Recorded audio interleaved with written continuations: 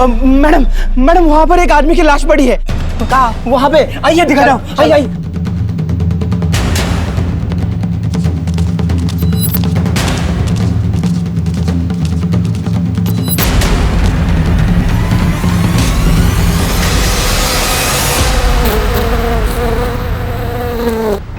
गुप्ता,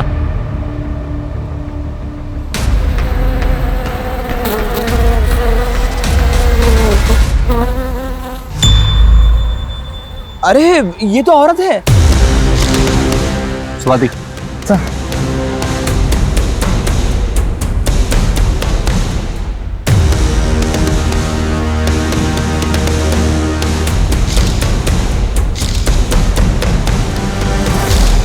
स्वाति, कोई ID proof मिला? नहीं सर, पूरी बॉडी चेक की लेकिन कुछ नहीं मिला। सर समझ नहीं आ रहा, आदमी के कपड़े पहने हैं और मांग में सिंदूर और गले में मंगलसूत्र है। पॉसिबल है कि ये खुद को छुपाने के लिए इसने ऐसा किया हो, या फिर कातिल से बचने के लिए।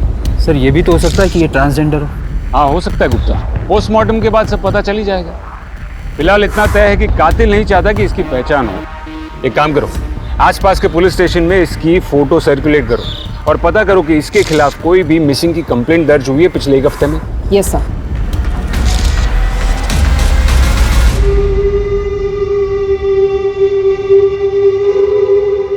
नमस्कार, आदाब। क्राइम पेट्रोल सतर्क के आज के इस केस में मैं अनूप सोनी आप सबका स्वागत करता हूं। जहां बाहरी रूप से दुनिया अपनी रफ्तार से भागती हुई दिखाई देती है, वहीं भीतरी रूप से इंसान हमेशा से अपनी पहचान, अपने वजूद की तलाश में रहा है। असफलताओं से डरता सफल होने के लिए किसी भी हद तक जाने को तैयार, अंधभक्ति, अंधविश्वास, कर्मकांड सब आजमा रहा है। क्या पुलिस को मिली ये लाश भी किसी अंधभक्ति, अंधविश्वास की देन थी, या फिर इसका सच कुछ और था? क्योंकि अंदाजा लगाना मुश्किल था कि वो आदमी था या औरत या फिर ट्रांसजेंडर, और वो इस हालात और इस दोहरे पहनावे में क्यों थी। स्नेह को गए आज पूरे 5 दिन हो गए हैं। पता नहीं किस हाल में होगा मेरा बेटा। बच्चा नहीं है वो, कहाँ भी होगा अपना ख्याल रख सकता है। माँ मैं हूँ ना, मैं सब संभाल लूंगी, आप बिल्कुल टेंशन मत लो। प्रीति, बेटा बेटा होता है, लड़का जो कर सकता है ना, लड़कियां नहीं कर सकती। क्या तुम जैसा बेटा वो थी वैसा बेटा मैं भी तो बन सकती हूँ ना। थी नहीं था, वो तुम्हारी बहन नहीं तुम्हारा भाई है। चले है बेटा बनने, दाल में कितना नमक डालना वो तो आता नहीं है, और चले है बेटा बनने। क्या हुआ तुम्हारी नौकरी का? हाँ, नहीं मिली ना, नहीं मिली ना अभी तक। मुझे 24 घंटे कोसने से आपकी प्रॉब्लम सॉल्व नहीं हो जाएगी, क्योंकि आपकी प्रॉब्लम आप खुद हो, और उसकी भी बेचारी की जिंदगी बर्बाद कर दी। जो चीज आपने की है ना, उसके साथ आपको यहाँ नहीं जेल में होनी चाहिए। प्रीति, मैं तो प्रार्थना करती हूँ कि वो इस नरक में कभी वापस ना आए, कभी वापस ना आए। प्रीति, हेलो रोहित। सर कचरे में जो हमें बॉडी मिली थी, पोस्टमार्टम रिपोर्ट के मुताबिक वो एक लड़की की है, और मर्डर से पहले कोई सेक्सुअल हैरेसमेंट और रेप भी नहीं हुआ है। लेकिन सर रिपोर्ट में एक नई बात सामने आई है। यकीन नहीं होता कि ऐसा कैसे हो सकता है। बस बस बस बस, आराम से आराम से आराम से। नहीं रोम हैं? आराम से हो जाएगा, हाँ? आराम से। क्या उसके साथ इस हद तक की दरिंदगी की गई? जी सर, और डॉक्टर के मुताबिक ये सब उसके साथ तब हुआ होगा जब उसकी उम्र 7-8 साल की रही होगी। सर शायद ये मर्डर का कारण ना हो, पर इतना पक्का है कि उसके साथ बहुत गलत हुआ होगा। क्या शायद यही मर्डर का कारण हो? प्लीज मत मारो मुझे।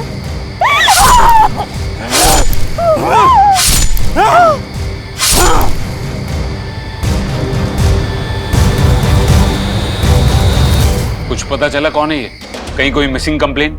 नहीं सर, कपड़ों से भी पता करने की कोशिश की, पर कोई बारकोड नहीं मिला। लोकल ब्रांड है, पता करना मुश्किल है। इसके पास फोन जरूर होगा। इसका फोटो सारी फोन कंपनीज में भेजो और डिटेल पता करो। जी सर।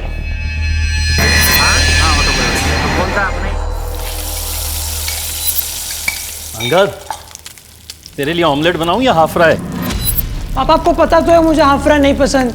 पता है, लेकिन तुझे चिढ़ाने में ना मुझे बड़ा मजा आता। शक्ल देख अपनी। अच्छा पापा, वो स्कूल वाले ना हमको ट्रिप पे लेके जा रहे हैं, महाबलेश्वर। अच्छा, तो थोड़े पैसे मिलेंगे? बेटा जिस हिसाब से तेरे स्कूल वाले छुट्टियां देते हैं ना, उल्टा उन्हें मुझे पैसे देने चाहिए। मतलब आप पैसे नहीं देंगे? ठीक है फिर नहीं जा तो। अरे यार 2 मिनट में मुंह फुला लेता है, मजाक कर रहा था। अलमारी में रखे पैसे, जितने चाहिए ले ले। लेकिन कब जा रहे हो तुम लोग? कल सुबह। सर आपका फोन कंपनी वाला आइडिया सक्सेसफुल रहा। लड़की का नाम स्नेह यादव था, मुलुंड एरिया का है। ये देखिए सिम कार्ड की कॉपी। स्नेह यादव, मुलुंड। देखते हैं हमारे कितने सवालों के जवाब हमें यहाँ मिलते हैं। परसों शाम तक आ जाऊंगा। हाँ सुनो, एक तो अपना ख्याल रखना और मुझे फोन करते रहना। ठीक है, बाय बाय।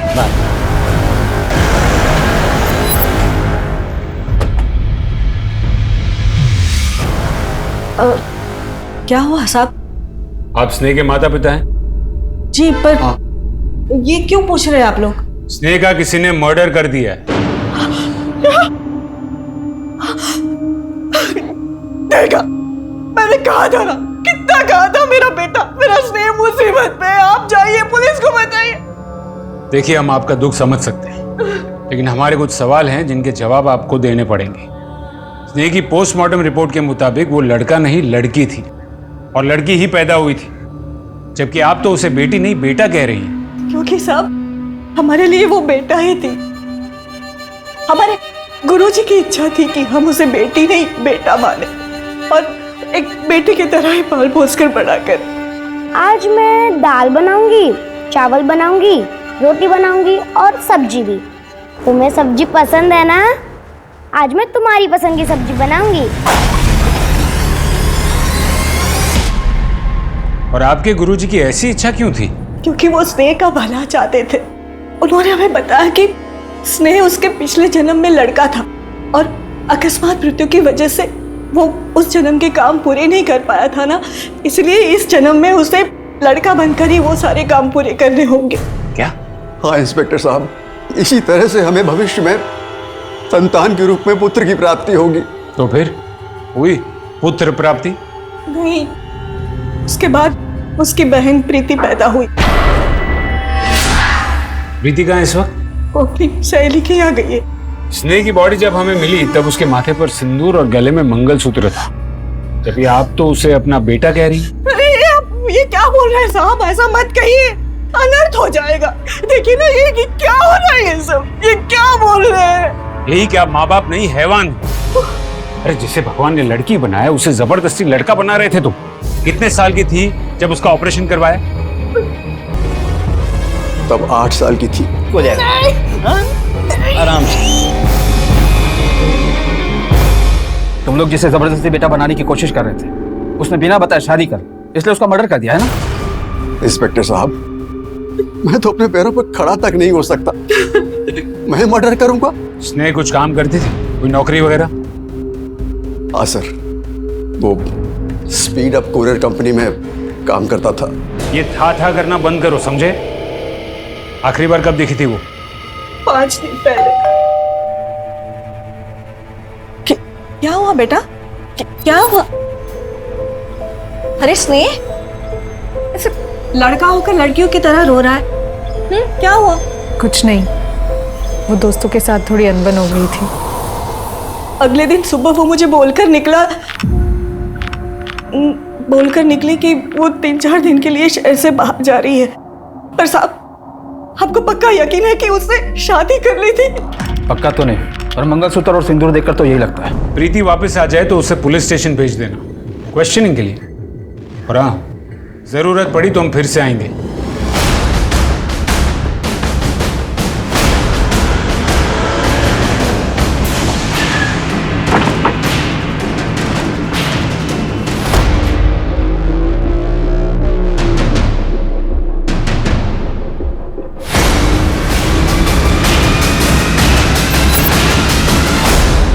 स्नेह जादव पिछले 1 साल से हमारे यहाँ पर नौकरी कर रहा है। बहुत ही मेहनती और ईमानदारी लड़का है, पर पता नहीं पिछले 5 दिनों से कहाँ गायब है, ऑफिस ही नहीं आ रहा है। सबसे पहले स्नेह लड़का नहीं लड़की है, और उसका मर्डर हो चुका है, और उसकी लाश नवी मुंबई से मिली। क्या आप मुझे बता सकते कि वो नवी मुंबई क्यों गई थी? वहां की कोई डिलीवरी थी? मैं चेक करके बताता हूँ। नहीं सर, अभी मुंबई की कोई डिलीवरी नहीं है। तो उसका किसी के साथ कोई झगड़ा या ऑफिस में किसी के साथ कोई अनबन? जहां तक मेरी जानकारी ऐसा कुछ नहीं था सर। हाँ, पर हमारे ऑफिस में 2 डिलीवरी बॉय थे, रोहित कदम और सोनू कदम, दोनों कजिन्स हैं। उनसे काफी अच्छी दोस्ती थी स्नेहा की। हो सकता है उन्हें कुछ पता हो। बुलाई उन्हें? नहीं सर, अभी वो यहाँ पर नहीं है। मैंने 2 हफ्ते पहले ही दोनों को ही नौकरी से निकाल दिया था। ये दोनों पार्सल तुमने डिलीवर किए थे ना, उसमें फोन थे जिसके बदले कस्टमर को बर्तन साफ करने की साबुन मिली। अरे दांत क्या दिखा रहे हो? फोन कहाँ है बताओ। सर थोड़ा तमीज में। या दिन रात इसलिए मेहनत नहीं करते कि आप हम पे चोरी का इल्जाम लगाओगे? कुछ नहीं किया हम लोगों ने, ये कंपनी का झोल है। कंपनी का झोल है? हाँ, कंपनी का झोल है। पहले 2 कौड़ी के डिलीवरी बॉय मेरी कंपनी पे उंगली उठाएगा, मुझे तमीज सिखाएगा। साले मेरे जीवन पे हाथ डालेगा तू। सोनू, तू खड़ा खड़ा मुंह क्या देख रहा है? कुछ बोलना। सर रोहित ने कुछ नहीं किया है सर। दोनों के दोनों अभी के अभी यहाँ से निकल जाओ। दोबारा अपनी शक्ल मत दिखाना। दिखाओ। भाई चल, तू क्या निकालेगा? तेरी कंपनी को लात मारता हूँ। भाग। चल चल चल। उसके 2 दिन बाद तक तो उसने ऑफिस आता रहा और फिर वो भी गायब हो गया। फिर उसके 2 दिन बाद सोनू मुझसे मिलने आया और वो बोला कि सर फोन बदलने का आइडिया मेरा नहीं था, रोहित का था। आप चाहो तो उसे पुलिस में दे दो। मैं सच बोलने के लिए तैयार हूँ सर, लेकिन मुझे वापस नौकरी पे रख लीजिए सर। सर ये नौकरी मेरे लिए बहुत ज़रूरी है। अगर ये नौकरी मुझे नहीं मिली तो सर मैं भूखों मर जाऊंगा सर। एक बात बता, तो अपने भाई के खिलाफ गवाही देगा? हाँ सर, दूंगा सर। जो गलत है वो गलत है। तो मतलब सोनू अब भी यही काम करता है? बुलाइए उसे। सर वो अभी डिलीवरी करने के लिए गया है। ठीक है, वो वापस आ जाए तो उसे पुलिस स्टेशन भेज देना।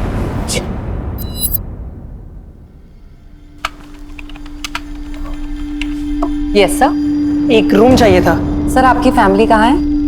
फैमिली तो साथ नहीं है। सर आपकी उम्र 18 साल से कम है और 18 साल से तो देखिए ना मैडम, देखिए चलता है आजकल ये सब, है ना? और सिर्फ 2 ही दिन की तो बात है।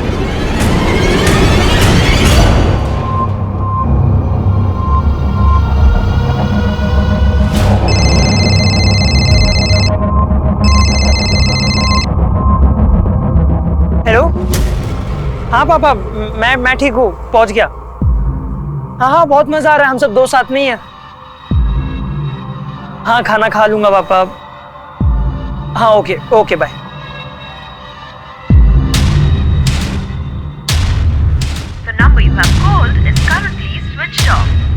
ये रोहित अपना फोन क्यों बंद करके बैठा है?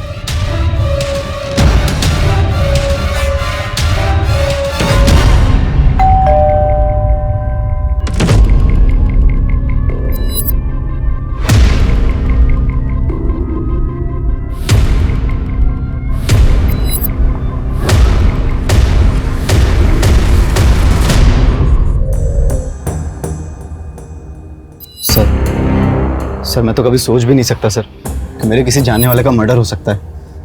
अच्छा, ये बात है। तो अब पता चल गया ना कि मर्डर हो सकता है। चल बता, अगर तूने मर्डर नहीं किया तो कौन कर सकता है? सर रोहित। सर रोहित कर सकता है। रोहित तेरा चचेरा भाई? एक बात बता, तू बचपन से ही सारे इल्जाम उस पर डालते आया है या ये नया शुरू किया है? तूने कुरियर कंपनी की नौकरी भी ऐसे ही वापस ली ना? नहीं सर, सर मैं इल्जाम नहीं लगा रहा हूँ, मैं सच कह रहा हूँ। मर्डर कर सकता है ये इल्जाम ही हुआ। वजह बता, वो स्नेह का मर्डर क्यों करेगा? चल चल चल बोल। सर नौकरी से निकाले जाने के बाद मैं और रोहित बहुत दुखी थे। तब स्नेह हमारा मूड ठीक करने के लिए हमें चाइनीज बाखड़ा ले गया। क्यों टेंशन ले रहा है? अरे चली गई, दूसरी नौकरी मिल जाएगी। अभी तेरा भाई लेके आना तो मस्त जगह। चॉपर राइस ऑर्डर करूं? नहीं खाना है चॉपर राइस तेरा। साला तेरी वजह से मेरी नौकरी चली गई। तुझे पता है ना, पूरे घर में कमाने वाला सिर्फ मैं हूँ। साला तेरे चक्कर में मैं भी फंस गया। सोच, अगर उसने पुलिस बुला ली होती तो। रो मत यार, बोला ना जरूरत थी पैसों की। और अगर उसे पुलिस बुलानी होती ना तो कब की बुला चुका होता। टेंशन मत ले, इससे बढ़िया नौकरी लेके दूंगा तेरे को। अरे यार, मैं मैनेजर से बात करूंगा ना, वो तुमको फिर से बुला लेगा। और तुम्हारे बिना तो मैं वहां काम करने का सोच भी नहीं सकता। मतलब तुम दोनों के बिना? अरे यार, मैं वहां काम करने जाऊं और तुम दोनों को वहां पे ना देखूं, ऐसा थोड़ी हो सकता है। अरे इतना इमोशनल होने की जरूरत नहीं है, मिल जाएगी नौकरी। एक काम कर, ये ले, जा चॉपर राइस ऑर्डर कर। रोहित, तुम्हें तो पता है कि मैं तुमसे कितना प्यार करती हूँ। मैं तुम्हारे बिना। तेरा दिमाग खराब हो गया? कुछ भी बके जा रही है। तुझमें ऐसे कौन से लड़कियों जैसे लक्षण है जो मैं तुझसे शादी करूं? लड़कियों जैसे मतलब मैं लड़की हूँ रोहित। देख, मैं अच्छे से जानता हूँ कि तू क्या है और तू भी जानती कि तू क्या है, इसलिए फालतू के सपने देखना बंद कर दे। अरे सर, उसके बाद क्या हुआ मुझे कुछ भी नहीं पता सर, क्योंकि उस दिन के बाद से मैं उन दोनों में से किसी से नहीं मिला। रोहित से भी नहीं? नहीं सर, ना मिला, ना बात हुई, ना उसने कभी मुझे कॉल किया। सर सच कहूँ तो मैं उससे मिलना चाहता भी नहीं, क्योंकि सर अगर उसे पता चला कि मैंने हाथ पैर जोड़कर नौकरी वापस ले ली है तो सर वो मुझे जान से मार देगा सर। ठीक है, तू जा सकता है, लेकिन सिर्फ यहाँ शहर से बाहर नहीं। जी सर।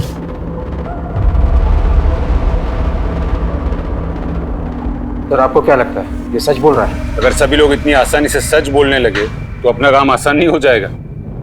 सर रोहित का फोन पिछले 4 दिनों से स्विच ऑफ है। कॉल लोकेशंस के मुताबिक रोहित और सोनू पिछले 7 दिनों से मुलुंड में ही है। सर दोनों भाइयों के बीच पिछले 7 दिनों में फोन पर कोई बात नहीं हुई। और स्नेह? सर उसके कॉल रिकॉर्ड्स के मुताबिक उसकी आखिरी बात एक पंडित से हुई थी। पंडित? बुलाओ उसे। ये लड़का कुछ भी बकवास किए जा रहा है और आप चुपचाप खड़े क्यों हो? कुछ बोलते क्यों नहीं इसे? साहब आपने मुझे यहाँ क्यों बुलाया? क्योंकि 15 जुलाई की शाम को 6:30 बजे स्नेह यादव का मर्डर हुआ। उससे पहले उसने आखिरी कॉल तुम्हें किया था। क्यों किया था फोन उसने? उसने मुझे फोन इसीलिए किया था क्योंकि उसे शादी करवानी थी। इस शहर में बाकी और भी पंडित हैं जो शादी ब्याह करवाते हैं, उसने तुम्हें ही क्यों फोन किया और उसे नंबर कहाँ से मिला? अब साहब ये मैं कैसे बता सकता हूँ, लेकिन हाँ इतना बता सकता हूँ कि वो शादी कराने के लिए आने वाली थी पर आई नहीं, और वो अपनी नहीं अपनी बहन प्रीति की शादी कराने वाली थी।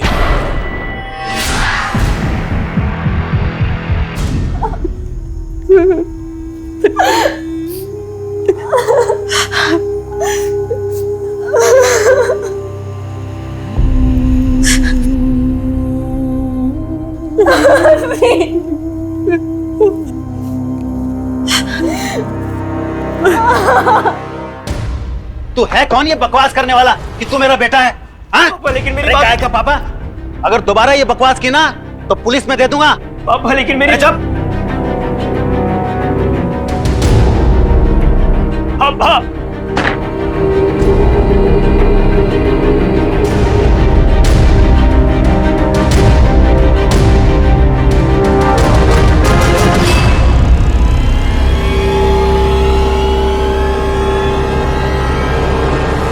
सॉरी सर, मैं मानती हूँ कि मुझे पहले आना चाहिए था, लेकिन स्नेह के अंतिम संस्कार की वजह से।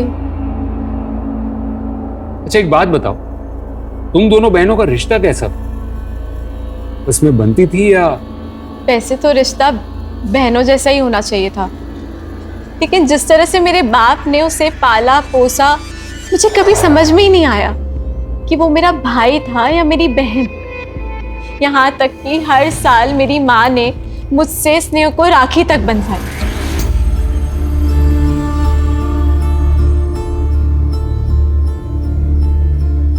मतलब स्नेह भी एक भाई की तरह तुम्हें अपनी जिम्मेदारी समझती थी, शायद इसलिए वो पंडित से तुम्हारी शादी करवाने की बात कर रही थी। शादी? सर मेरी शादी की कभी बात ही नहीं हुई, और वो ऐसा क्यों करेगी? प्रीति जी ये तो आप हमें बताएंगी, क्योंकि आपकी फैमिली में जो चल रहा था वो नॉर्मल नहीं था। सर मैं नहीं जानती कि वो क्या कर रही थी और क्यों कर रही थी। प्रीति जी कॉल रिकॉर्ड्स हैं आपके हमारे पास, हर दूसरा कॉल आपने रोहित को किया। इसका मतलब साफ है कि दोनों बहनें एक ही लड़की को पसंद करती थी और इसीलिए तुमने स्नेह का मर्डर किया। मैंने कुछ नहीं किया है सर। तुम रोहित को कैसे जानती हो?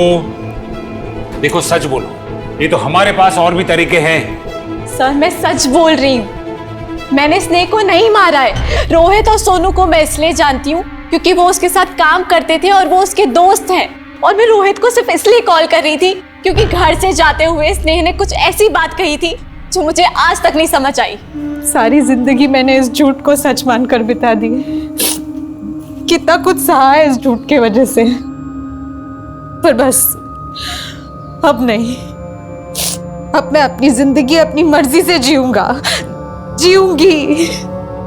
वो बनकर जो मैं हूँ। सर मैं कुछ नहीं जानती, मेरा रोहित से कोई वास्ता नहीं है। स्नेह का फोन बंद आ रहा था इसलिए मैंने रोहित को कॉल किया, पर उसने कभी मेरा फोन उठाया ही नहीं और उसके बाद उसका फोन भी स्विच ऑफ हो गया था। तुम जा सकती हो।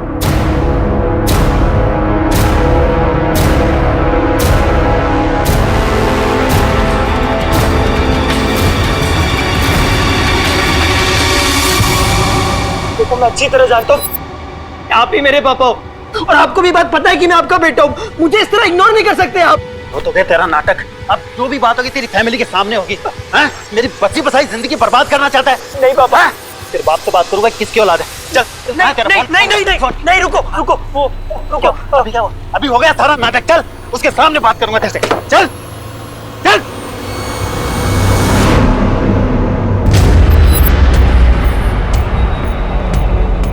सर ये देखिए, यही वो पार्सल है जिसके बारे में मैंने आपको बताया था।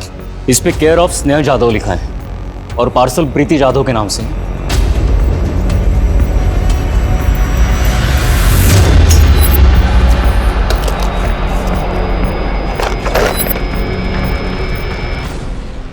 सर मुझे नहीं पता ये सब क्या है, मैं नहीं जानती कि ये पार्सल किसने भेजा है।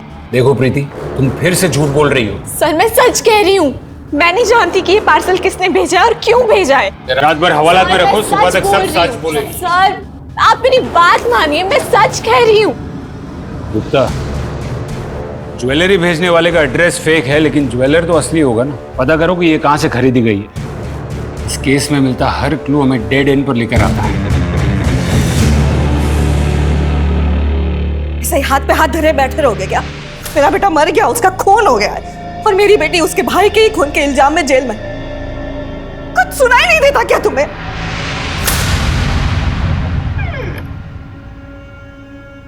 हाँ हाय पापा।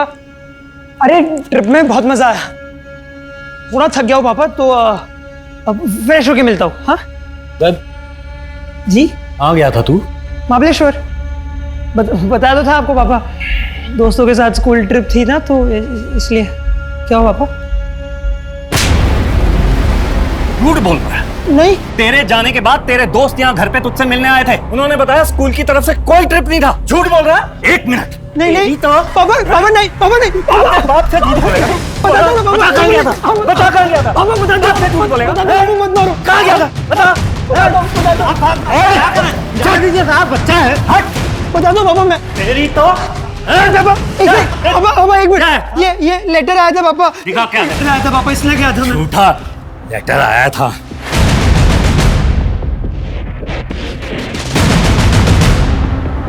सॉरी पापा। तेरी पापा नहीं मत मारो।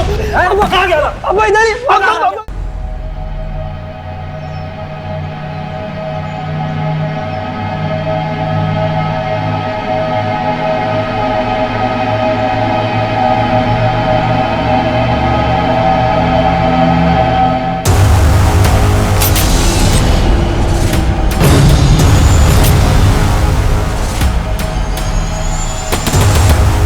एक तरफ जहां पुलिस स्नेहा जाधव की हत्या के मामले से उलझ रही थी, वहीं दूसरी तरफ पुलिस के सामने एक दोहरी हत्या का मामला भी आता है।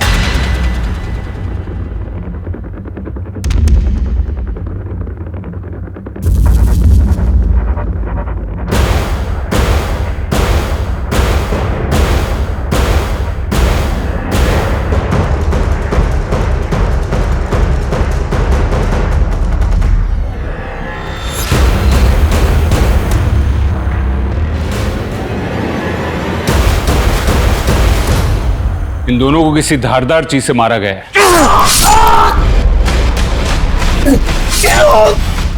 और हो ना हो जिसने मर्डर किया है, ये दोनों उसे बराबर जानते थे। दरवाजे पर कोई भी फोर्स एंट्री के निशान नहीं है। जब मर्डर से तब तुम कहाँ थे? साहब हम अपने घर पे थे। मैं यहाँ दिन में नौकरी करता हूँ, शाम को अपने घर चला जाता हूँ।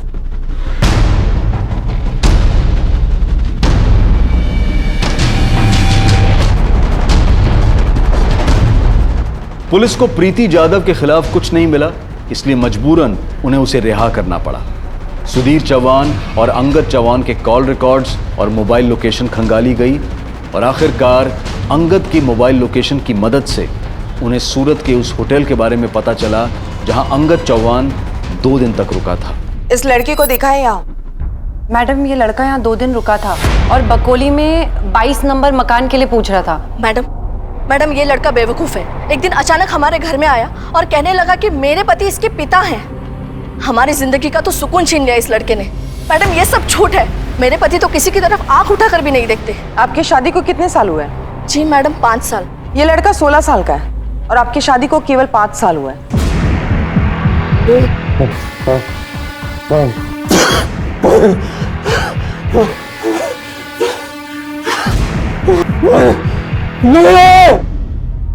सर, वो लड़का मेरे घर आया जरूर था सर, लेकिन वो झूठ बोल रहा था सर कि वो मेरा बेटा है। मैंने उसे समझाया सर, वो चला गया। वो चला गया या तूने उसका मुंह बंद कर दिया हमेशा के लिए? मैं क्यों मारूंगा उसे जब वो मेरा बेटा था ही नहीं।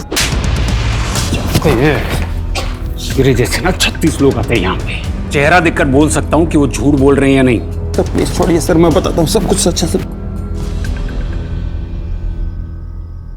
14 साल पहले मेरा 2 साल का बेटा किडनैप हो गया था सर। किडनैपर ने 50 लाख मांगे, मैंने दे दिए सर। उन्होंने कहा कि वो मेरा बेटा एक मंदिर के पास छोड़ जाएंगे। मैं वहां इंतजार करता रहा सर, लेकिन उन्होंने सर मेरा बेटा मुझे वापस नहीं दिया सर। तुम्हें तुम्हारा बेटा वापस मिल जाता अगर तुम पुलिस के पास जाते तो? सर मैं बहुत घबरा गया था सर। इतना कि बच्चा और पैसा दोनों जाने के बावजूद तुमने रिपोर्ट नहीं लिखवाई, दूसरी शादी कर ली और फिर एक दिन वो बच्चा तुम्हारे सामने आकर खड़ा हो गया और तुम डर गए और तुमने अपने हाथों से उसका खून कर दिया। सर नहीं मारा मैंने उसको सर, वो जब मेरे सामने आया तो मैं पहचान गया सर। सर इतने सालों में मैं मान चुका था कि वो वापस नहीं आएगा, यही मेरी किस्मत है। फिर कुछ सालों बाद उसकी मां को हार्ट अटैक आया सर, वो भी गुजर गई। फिर मैंने सर दूसरी शादी की। मैंने मेरी दूसरी पत्नी को अपने पास्ट के बारे में नहीं बताया सर, और अब मैं घबरा गया था कि अगर अब उसे पता चलेगा तो शायद मेरी गृहस्थी खराब ना हो जाए सर। और घर टूटने के डर से तूने सुधीर और अपने बेटे दोनों का मर्डर कर दिया। एक बात बता, ये सुधीर वही है ना जिसने तेरे बेटे को किडनैप किया था? सर मैं बताता हूँ सर, मैं उसका पीछा करते करते मुंबई आया जरूर था सर, लेकिन जैसे ही मैं उसके घर के पास पहुंचा सर, तो मैंने एक आदमी को खून से सने हुए उसके घर से निकलते हुए देखा सर। कौन था वो आदमी? वो तो मुझे नहीं मालूम सर। रात भर बिठा के रखो, शायद सुबह तक उसकी शक्ल भी याद आ जाए। सर सुनिए मेरी बात सर, मैंने कुछ नहीं किया है सर।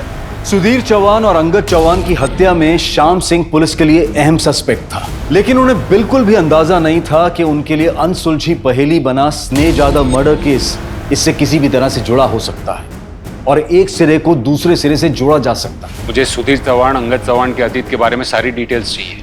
शाम के भी पास्ट और प्रेजेंट सब कुछ चेक कर। यस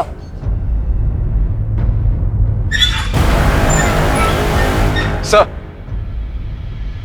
सर प्रीति के नाम आए पार्सल में जो ज्वेलरी थी वो माटुंगा के श्याम ज्वेलर के यहाँ से खरीदी गई। उसने गहने पहचान लिए और गहने खरीदने वाला और कोई नहीं बल्कि रोहित ही है। फिर ये रोहित है कहाँ? न रोहित हमें मिल रहा है, न रोहित और प्रीति के बीच का कोई कनेक्शन, और वो अभी यही कह रही है कि उसके और रोहित के बीच में कुछ भी नहीं है। फिर ये रोहित ने ज्वेलरी खरीदी किसके लिए और फिर वो गायब क्यों हो गया? क्या गुप्ता, कहीं ऐसा तो नहीं कि कोई तीसरा है जो हमें जानबूझकर गुमराह करने की कोशिश कर रहा है? अपने खबरियों को काम पर लगाओ, जो किसी भी हाल में रोहित चाहिए। सर 20 साल पहले जिस डॉक्टर ने इलीगल तरीके से स्नेह का ऑपरेशन किया था वो ट्रैक हो गया। दादर जेल में पिछले 3 साल से सजा काट रहा है, ऐसे इलीगल ऑपरेशन के चार्जेस में। जब हमने उससे बात की तो पता चला कि स्नेह का असली बाप विष्णु यादव नहीं है। तो कौन है? सुधीर चौहान। क्या? हाँ सर, और हमने सुधीर चौहान का कॉल रिकॉर्ड्स निकलवाए। ये देखिए उसके कॉल रिकॉर्ड्स।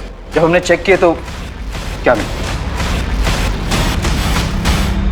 नमस्ते आंटी। नमस्ते अंकल। मैं सोनू, रोहित का भाई। मैं रोहित और इसने एक ही कंपनी में काम करते थे। इसने मेरा बहुत अच्छा दोस्त था। तो मैं बस पूछने आया था कि पुलिस ने आप लोगों को कुछ बताया किसने मारा स्नेह को? नहीं। मेरी फैमिली रोहित को लेकर बहुत परेशान है। पता नहीं कहाँ चला गया है, कहाँ गायब है।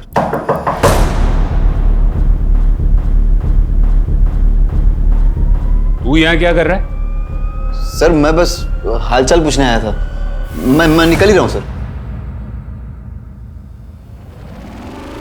आखिरकार हमने पता लगा ही दिया कि 15 साल पहले एक 8 साल की बच्ची के साथ गैर कानूनी ऑपरेशन किसने किया था और क्यों करवाया था, जिससे हमें यह भी पता लगा कि आपका एक नहीं 3 मर्डर के साथ वास्ता हो सकता है। स्नेह को अपने पिता के बारे में क्या पता था और आपका और सुधीर चौहान का क्या वास्ता था, यह आपको हमें पहले ही बता देना चाहिए था, क्योंकि हो सकता है कि स्नेह के मर्डर के साथ सुधीर के मर्डर का भी कनेक्शन हो।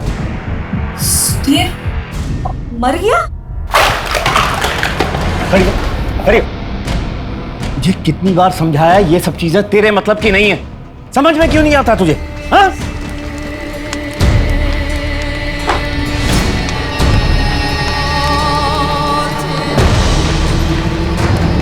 उसने अपनी सगी बेटी के साथ जो किया ना, वो कोई दुश्मन भी नहीं करता।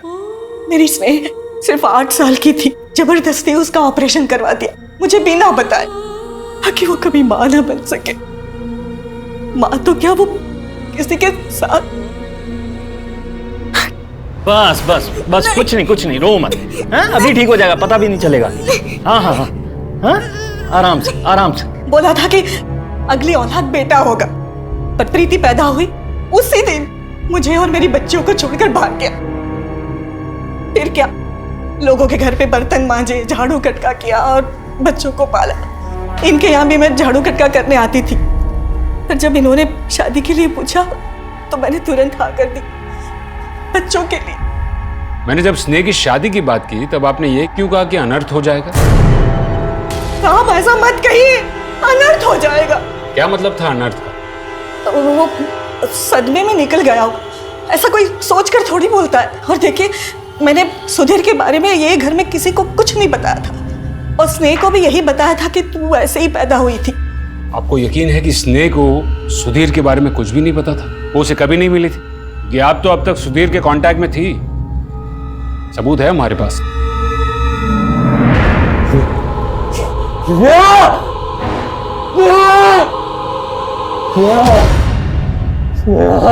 सर, सुधीर चौहान की इंफॉर्मेशन निकालते वक्त उसके रिकॉर्ड्स हमारे पुलिस रिकॉर्ड से मैच हो गए। वो एक हिस्ट्री शीटर है, अपनी जवानी के दिनों में छोटे मोटे क्राइम्स कर एक बार नहीं कई बार जेल जा चुका है, और इन क्राइम्स में उसका एक पार्टनर भी था जो अब तक हमारी आंखों में धूल झोंक रहा था।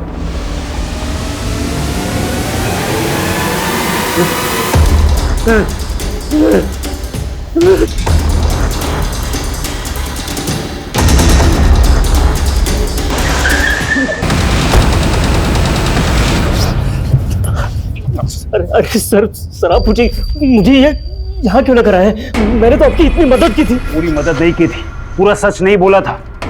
जैसे कि स्नेह के बाप के साथ तूने ऐसा किया क्यों? कैसे मारा उसे? क्यों मारा उन दोनों को? तूने स्नेह को पहले इसलिए मार दिया ना ताकि तेरे प्लान के बारे में किसी को पता ना चले। मैंने स्नेह को नहीं मारा है सर। अब की बार जरा सा भी झूठ बोला या कुछ भी छुपाया ना, मां कसम तुझे तोड़ के रख देंगे। गवाह है हमारे पास जिसने तुझे उस दिन भागते हुए देखा था।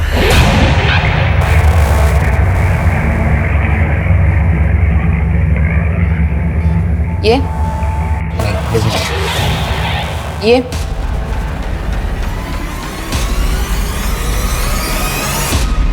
सुधीर के घर से मिले तेरे जूतों के निशान से यह साबित होता है कि दोनों मर्डर तूने ही किए हैं। अब बता क्यों और कैसे? चौहान साला धोखेबाज निकला। बोला था जेल से बाहर आऊंगा तो मिलेगा मुझे। साले ने शक्ल भी नहीं दिखाई।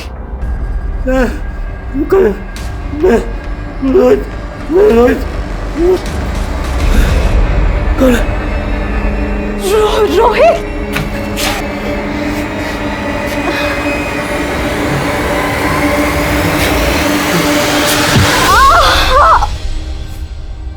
जब मैं जेल से बाहर आया तो तब वो गायब हो चुका था। फिर मैंने ईमानदारी का रास्ता चुना और डिलीवरी बॉय की नौकरी शुरू कर दी, और अपनी मेहनत से मैं मैनेजर बना। पर जवान को कभी भूल नहीं पाया मैं। फिर एक दिन स्नेह मेरे पास नौकरी के लिए आई। समझ गया था कि ये चौहान की बेटी है जिसका बचपन में उसने ऑपरेशन करवाया था, और उस वक्त मैं भी उसके साथ था। बेटा रो मत। हाँ नहीं। हाँ हाँ ठीक हो जाएगा, अभी ठीक हो जाएगा, अभी ठीक हो जाएगा। स्नेहा नाम है तुम्हारा? Yes sir. स्नेहा होना चाहिए था ना, तुम तो लड़की दिखती हो। सर वो मेरा पर्सनल मैटर है, आप प्लीज़ मुझसे अपने काम के सवाल पूछिए। मैं बहुत ही मन लगा के काम करूँगा और आपको मुझसे कभी कोई प्रॉब्लम नहीं होगी। मैंने स्नेहा को नौकरी पर रख लिया और पता लगा कि वो चौहान की बेटी है या नहीं। मैं अपने एम्प्लॉय के डेटाबेस से उसकी माँ उमा का नंबर निकाला और उससे कॉल किया। मैं कौन बोल रहा हूँ ये जानना ज़रूरी नहीं है, बस ये बताओ कि वो आजकल कहाँ है। मेरे हिसाब से तो जहन्नुम में है। अरे भाड़ में जाए।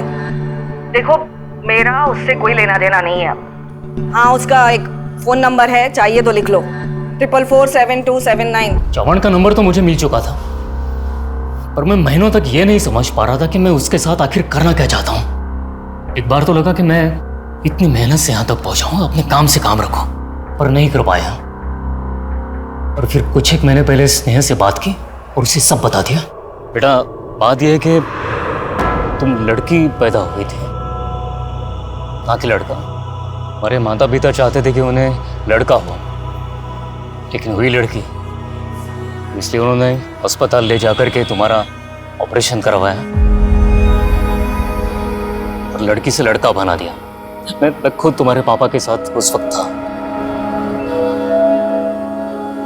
माँ ने कहा कि मैं ऐसे ही पैदा हुआ था, ना लड़की थी ना लड़का।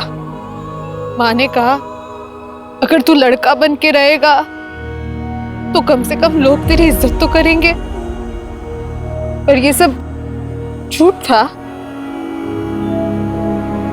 इतना गलत किया उन्होंने मेरे साथ। बेटा अगर तू इस धोखे का बदला लेना चाहे तो मैं तेरी मदद कर सकता हूँ, पर एक शर्त पे कि तू अपनी माँ को कुछ नहीं बताएगी।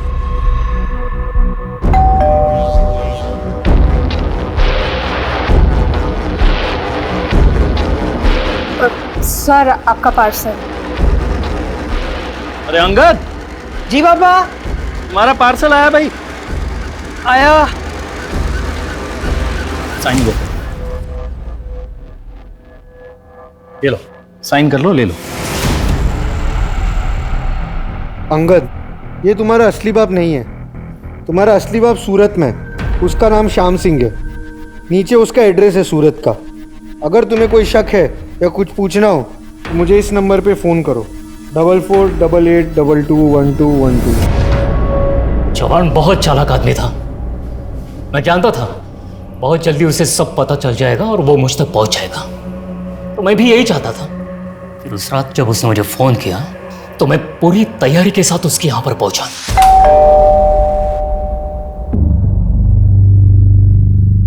आजा, कुछ बात करनी है तुझसे।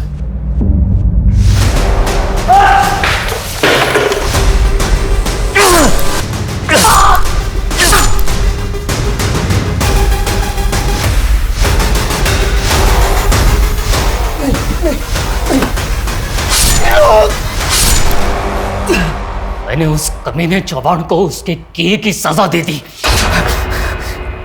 अंगद और स्नेह को किस बात की सजा दी? चल बता। दो मर्डर कबूल कर लिए मैंने, तीसरे के लिए झूठ क्यों बोलूंगा? कौन सी सजा कम हो जाएगी मेरी? सर ये कॉल रिकॉर्ड्स देखिए। सामने रहकर भी पुलिस को क्या घुमाया इसने? दाद देनी पड़ेगी। इसको उठा के लेके आओ। राइट।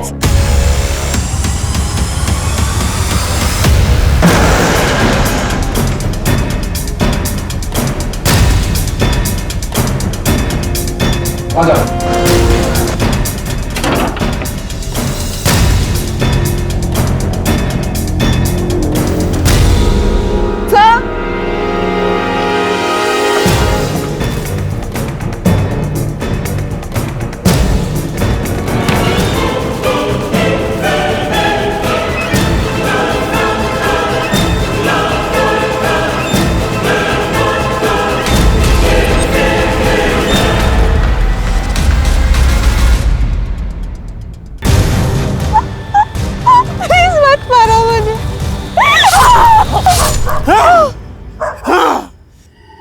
वजह से मैंने मेरा पहला पति खो दिया, लोगों की गालियां सुनी, क्या क्या नहीं सहा। अब इस बुढ़ापे में मुझ में इतनी हिम्मत नहीं थी कि मैं मेरा दूसरा पति भी खो दूं और दर दर की ठोकर ही खाऊं।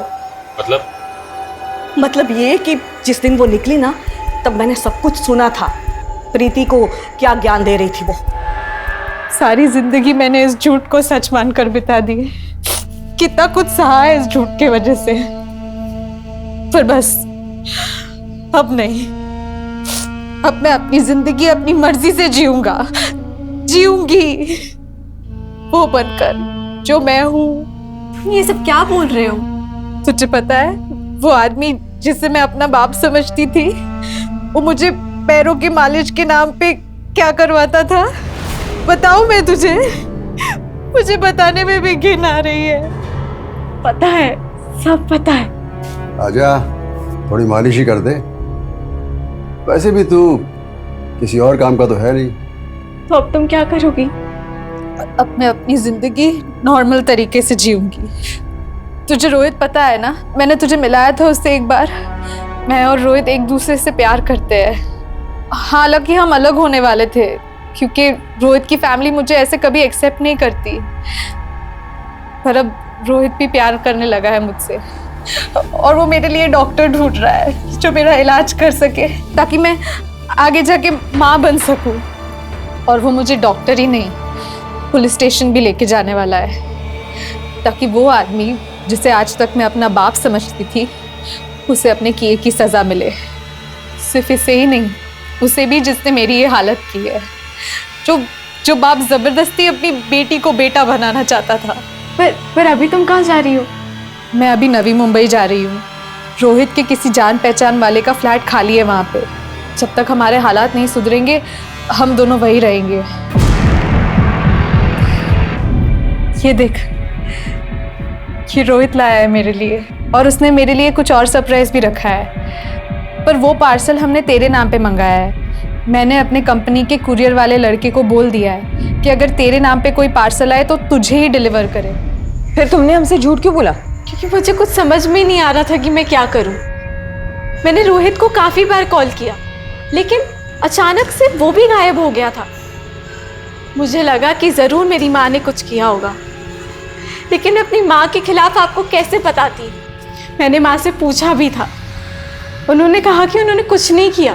फिर मैंने देखा कि हमारे घर के पीछे वो जो जगह है जहाँ पर टूटा फूटा सामान पड़ा होता है, जहाँ कोई नहीं आता जाता, वहाँ अक्सर वहाँ जाया करती थी। मुझे शक हुआ तो मैं वहाँ देखने गई। तुमसे एक मदद चाहिए। हाँ, पैसे मिलेंगे। देखो, मैं उसका नंबर देती हूँ, वो नवी मुंबई में है। काम ठीक से होना चाहिए, खबर यहाँ तक पहुँचनी नहीं चाहिए, समझे?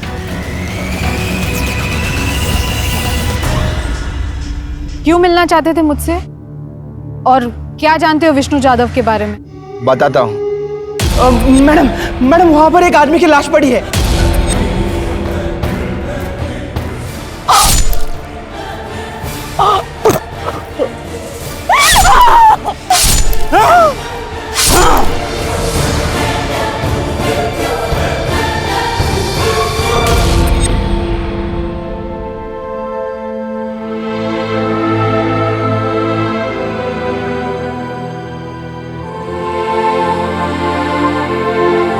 स्नेहा जैसी किसी इंसान की कहानी सामने आती है तो तरक्की और आधुनिकता के मुंह पर कालिक पुच जाती है।